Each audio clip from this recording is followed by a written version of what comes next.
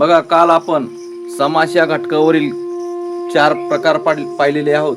आज समासातील एक पहिला अविभाव समास. या समासातील अविभाव समासातील प्रकार बघा. अविभाव समास म्हणजे पूर्वप्रधान पद.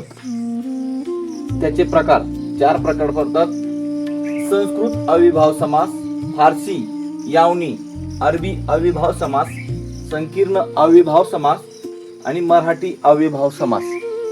बघा, या 4 प्रकारामध्ये अविभाव समासातील पहिलं पद हे महत्वाचं असतं. त्यासाठी आपण लक्षात घ्यायचं, कधी चला पण पहिले पद जे असेल ते अविभाव समास. असा जर परीक्षेला अविभाव समासाविषयी जर प्रश्न विचारला तर या 4 प्रकारापैकी कोणताही पर्याय येऊ शकतो. आपण त्याच्यातून आता 4 प्रकार आहे, आपण ते निवडणार आहोत. बघा, संस्कृत अविभाव समास. संस्कृत अविभाव समासामध्ये संस्कृत हा उपसर्ग पहिला पद प्रधान येत असतं आणि ते संस्कृत मधून येत असतं.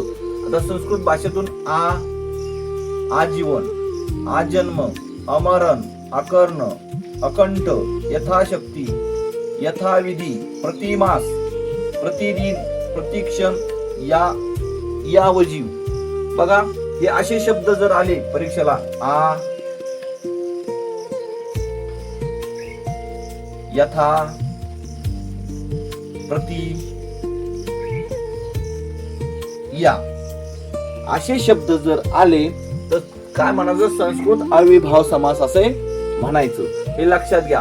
संस्कृत बघा, पहिलं काय असतं? संस्कृत मधून उपसर्ग असतात, शेवटलं काय असतं? नाम असतं. यानंतर फारसी हा शब्द, यावनी, अरबी अविभाव समास.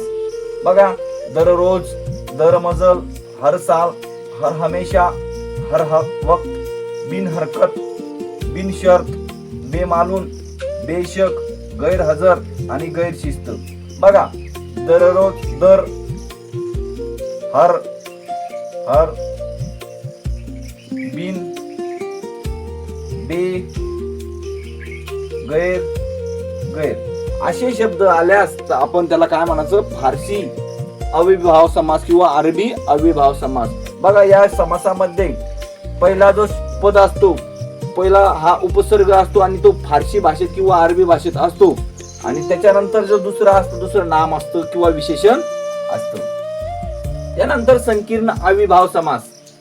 संकीर्ण अविभाव समास दर वर्ष. बघा, दर, हर काम्या, बिनतून, बिनकाम्या. बघा, संकीर्ण मध्ये काय असतं? पहिलं ही पद उपसर्ग असतं आणि दुसरं पद काय असतं? ते नाम असतं, नाम किंवा विशेषण असतं.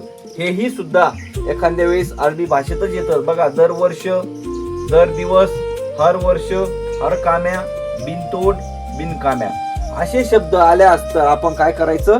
संकीर्ण अविभाव समास म्हणून त्याचं योग्य उत्तर द्यायचं. त्यानंतर मराठी अविभाव समास. घरोघर. बघा, मराठी अविभाव समास म्हणजे प्रत्येक वाक्यात मराठीचे जे दुरुस्ती करून आलेले आहेत, म्हणजे डबल शब्द आलेले आहे असं समजून घ्यायचं की ते मराठी अविभाव समास आहे. डबल शब्द आले समजून घ्यायचं. घरोघर, दारोदार, गावोगाव, क्षणोक्षणी, पदोपदी, जागोजाग, रातोरात, हातोहात, दिवसेंदिवस, पावलोपावली, वृक्षगणिक, माणसागणिक, घर बसल्या, दिवसाढवळ्या, भारंभार, अपरंपार असे शब्द आल्यास तर मराठी अविभाव समास म्हणून ओळखायचं.